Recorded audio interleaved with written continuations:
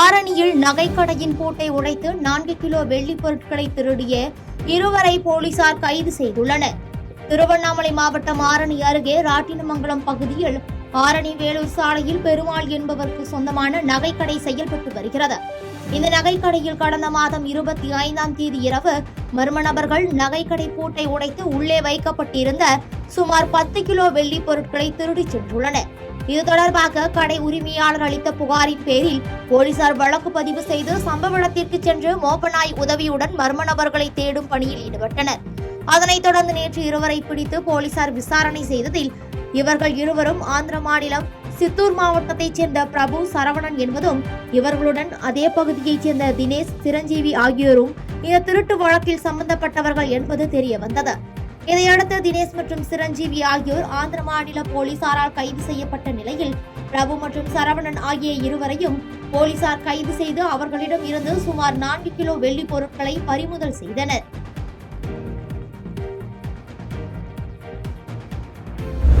கவின் காதலித்த பெண்ணின் உயிருக்கும் ஆபத்து உள்ளதாக புரட்சி பாரதம் கட்சியின் தலைவர் ஜெகன்மூர்த்தியார் பேட்டியளித்துள்ளார்.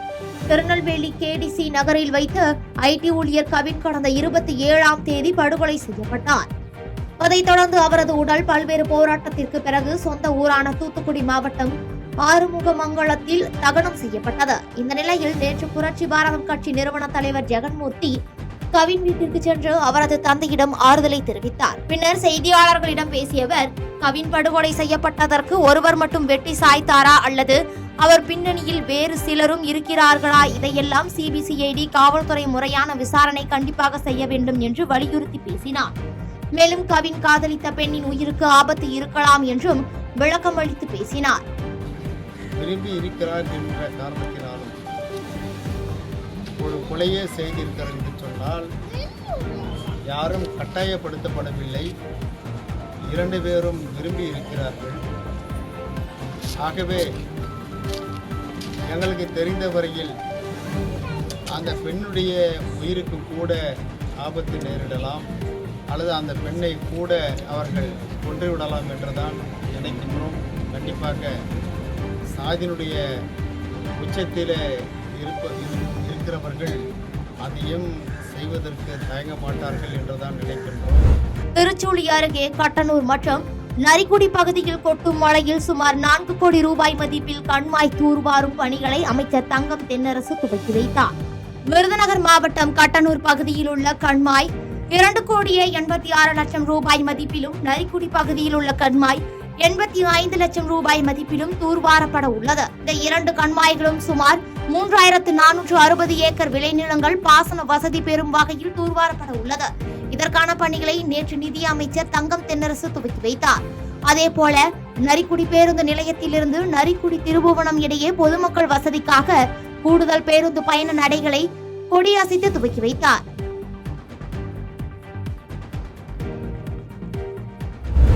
சிவகங்கை மாவட்டம் தேவக்கோட்டை ஊராட்சி ஒன்றியத்திற்குட்பட்ட மாவிடுதிக்கோட்டை அரசு பள்ளி மேல்கூரை விழுந்து 2 குழந்தைகள் காயமடைந்தனர். சிவகங்கை மாவட்டம் தேவக்கோட்டை அருகே மாவிடுதிக்கோட்டை கிராமத்தில் அரசு நடுநிலைப் பள்ளியில் சுமார் 30ற்கும் மேற்பட்ட மாணவர்கள் பயின்று வருகின்றனர். இந்நிலையில் நேற்று முன்தினம் வகுப்பறையின் மேல்புற சுவர் நொறுங்கி விழுந்ததால் கான்கிரீட் துகள்கள் ஒரு சில மாணவர்கள் ஆசிரியர்களின் மேல் விழுந்து சிறு காயங்களுடன் உயிர் தப்பினர். இதனையடுத்து இச்சம்பவம் தொடர்பாக கிராம மக்கள் பள்ளி முன்பாக கூடி முற்றுகையிட்டு புதிதாக கட்டிடத்திற்கு ஏற்பாடு செய்தால் மட்டுமே மாணவர்களை பள்ளிக்கு அனுப்புவோம் என்று தெரிவித்தனர். உடஞ்சி கீழே விழுந்துருச்சு. பிள்ளைகளுக்கு சின்ன காயங்கள், சின்ன காயங்களா இருக்கிறதுனால பரவாயில்ல சார். பெரிய காயங்களா இருந்தா எங்க பிள்ளைகளுக்கு யாரு பொறுப்பாகிறது? உங்களை நம்பிதான், இந்த ஸ்கூலை நம்பிதான் நாங்க பிள்ளைகளை அனுப்புறோம். தூரத்துல தேவகோட்டைக்கு அனுப்ப முடியாதுங்கிறதுனால எங்க ஊர்ல நாங்க அனுப்புறோம். இப்ப பிள்ளைகளுக்கு எல்லா பிள்ளைகளுக்கும் பாதுகாப்பு இல்லை. எங்களுக்கு கட்டடம் 1986 கட்டடமும் 1946 கட்டின பழைய கட்டடங்கள் தான் இருக்கு. ஒண்ணு இதை பாதியில பராமரிப்பு தான் மராமத்து தான் பண்றாங்களே தவிர முழு கட்டடம் கட்டல. எங்களுக்கு நல்ல கட்டடம் எங்க ஊருக்கு கட்டிட்டாங்க. பிள்ளை எல்லாம் கொண்டு வந்து அதுக்கப்புறம் தான் நாங்க சேர்க்க முடியும். இனி இந்த கட்டடம் சரியாகிற வரைக்கும் எங்க பிள்ளைகளை நாங்க அனுப்ப முடியாது சார். எந்த நம்பிக்கையில நாங்க பிள்ளைகளை அனுப்ப முடியும்? எங்க பிள்ளைகளை நாளையில இருந்து ஸ்கூலுக்கு வராதுங்க. மணியார்பாளையம் பழங்குடியினர் உண்டு உறைவிட மேல்நிலைப் பள்ளியில் பள்ளி மாணவிகளுக்கு பாலியல் தொந்தரவு அளித்த பகுதி நேர ஆசிரியர்கள் 2 போக்சோ சட்டத்தின் கீழ் கைது செய்யப்பட்டனர். கள்ளக்குறிச்சி மாவட்டம் கல்வராயன் மலை அருகே உள்ள மணியார்பாளையம் கிராமத்தில் அமைந்துள்ள அரசு பழங்குடியினர் உண்டு உறைவிட மேல்நிலைப் பள்ளியில் 500க்கும் மேற்பட்ட மாணவ மாணவிகள் கல்வி பயின்று வருகின்றனர். அப்பள்ளியில் பணியாற்றி வந்த தலைமை ஆசிரியர் தனபால் பள்ளி மாணவிகளுக்கு பாலியல் தொந்தரவு கொடுத்ததாக இருந்த புகாரின் அடிப்படையில் சம்பந்தப்பட்ட பள்ளியில் அதிகாரிகள் விசாரணை மேற்கொண்டனர். விசாரணையில் தலைமை ஆசிரியர் தனபால் மற்றும் இயற்பியல் ஆசிரியர் ராஜவேல் மற்றும் பகுதி நேர ஆசிரியர் தேவேந்திரன் ஆகிய மூவரும் பள்ளி மாணவிகளுக்கு பாலியல் தொந்தரவு கொடுத்தது உறுதி செய்யப்பட்டது.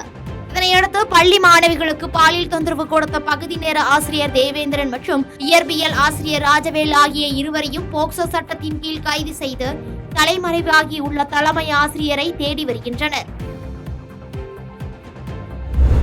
திமுக ஆட்சியை வீட்டுக்கு அனுப்புவதே தன்னுடைய நடைபயணத்தின் நோக்கம் என்று பாமக தலைவர் அன்புமணி ராமதாஸ் தெரிவித்துள்ளார். தமிழ்நாடு முழுவதும் மக்கள் உரிமை மீட்பு பயணம் என்ற பெயரில் பாட்டாளி மக்கள் கட்சியின் தலைவர் அன்புமணி ராமதாஸ் 100 நாட்கள் நடைபயணத்தை மேற்கொண்டு வருகிறார். இதன் ஒரு பகுதியாக ராணிப்பேட்டை மாவட்டம் சோளிங்கரில் காந்தி சிலைக்கு மாலை அணிவித்து அன்புமணி ராமதாஸ் நடைபயணம் மேற்கொண்டார். இதனைத் தொடர்ந்து பாமக மாவட்ட செயலாளர் சரவணன் தலைமையில் நடைபெற்ற பொதுக்கூட்டத்தில் கலந்து கொண்டார்.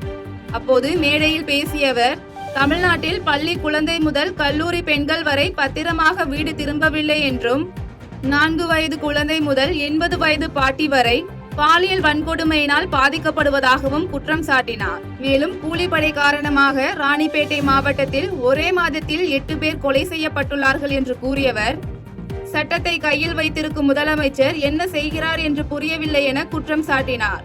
தொடர்ந்து கட்டாயமாக தமிழ்நாட்டில் ஆட்சி மாற வேண்டும் என்று வலியுறுத்தியவர், திமுக ஆட்சியை வீட்டுக்கு அனுப்புவதே தன்னுடைய நடைபயணத்தின் நோக்கம் என்று தெரிவித்தார்.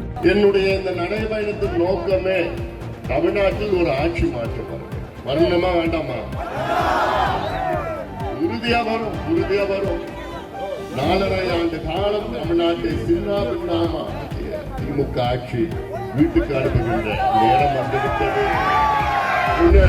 வெளிமாநிலத்தவர்கள் தமிழக வாக்காளர் பட்டியலில் இடம்பெறுவது தமிழக அரசியல் நலனுக்கு உகந்ததல்ல என்றும் தமிழக அரசு விழித்துக் கொள்ள வேண்டும் என்றும் விசிக பொதுச் செயலாளர் சிந்தனை செல்வன் தெரிவித்துள்ளார்.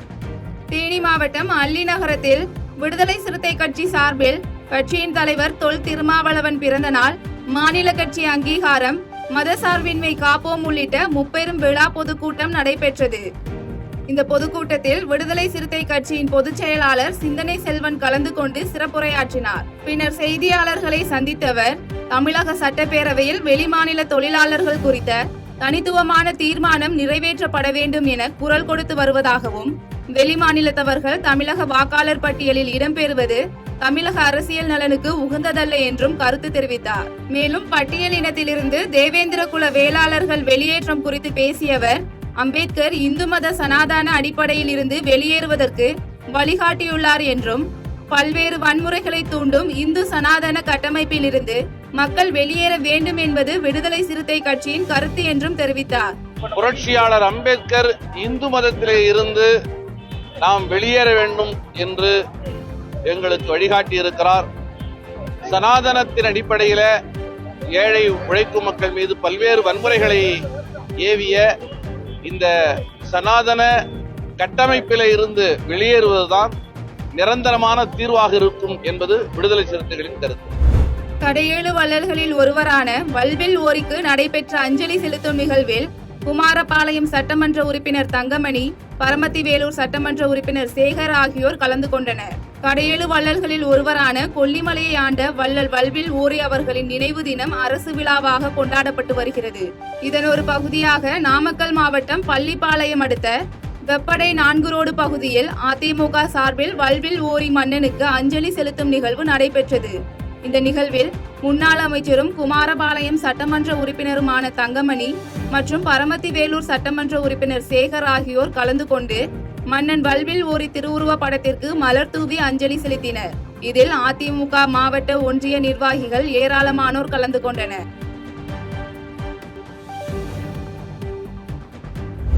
தேவக்கோட்டை அருகே திமுக பிரமுகர் கொலை வழக்கில் கைது செய்யப்பட்ட குற்றவாளியின் தந்தை மர்ம நபர்களால் கொலை செய்யப்பட்ட சம்பவம் அப்பகுதியில் பெரும் பரபரப்பை ஏற்படுத்தியுள்ளது. சிவகங்கை மாவட்டம் சாமியார்பட்டி பகுதியைச் சேர்ந்தவர் கருப்பையா. இவர் தேவக்கோட்டை அருகே திருவேகம்பத்தூர் விளாங்காட்டூர் வயல் பகுதியில் ஆடு மேய்த்துக் கொண்டிருந்த போது மர்ம நபர்களால் வெட்டி படுகொலை செய்யப்பட்டார். இதனையடுத்த தகவலின் பேரில் சம்பவ இடத்திற்கு வந்த திருவேகம்பத்தூர் காவல் நிலைய போலீசார் உயிரிழந்த கருப்பையாவின் உடலை கைப்பற்றி பிரேத பரிசோதனைக்காக அனுப்பி வைத்த பின்னர் கொலை குறித்து விசாரணை மேற்கொண்டனர். இந்த விசாரணையில் கடந்த ஏப்ரல் மாதம் 27ஆம் தேதி திமுக மாவட்ட விளையாட்டு அணி துணை அமைப்பாளர் பிரவீன்குமார் என்பவர் படுகொலை செய்யப்பட்ட வழக்கில் கைதான குற்றவாளி விக்கி என்பவரின் தந்தை கருப்பையா என தெரிய வந்துள்ளது. எனவே பழிக்கு பழியாக கொலை நடைபெற்றதா என்ற கோணத்தில் தேவக்கோட்டை டிஎஸ்பி கௌதம் தலைமையில் விசாரணை நடைபெற்று வரும் நிலையில் 3 தனிப்படைகள் அமைக்கப்பட்டு தப்பிச் சென்ற மர்ம நபர்களையும் தேடி வருகின்றனர். இந்நிலையில் ஆடு மேய்த்துக் கொண்டிருந்த முதியவர் மர்ம நபர்களால் கொலை செய்யப்பட்ட சம்பவம் அப்பகுதியில் பெரும் பரபரப்பை ஏற்படுத்தியுள்ளது.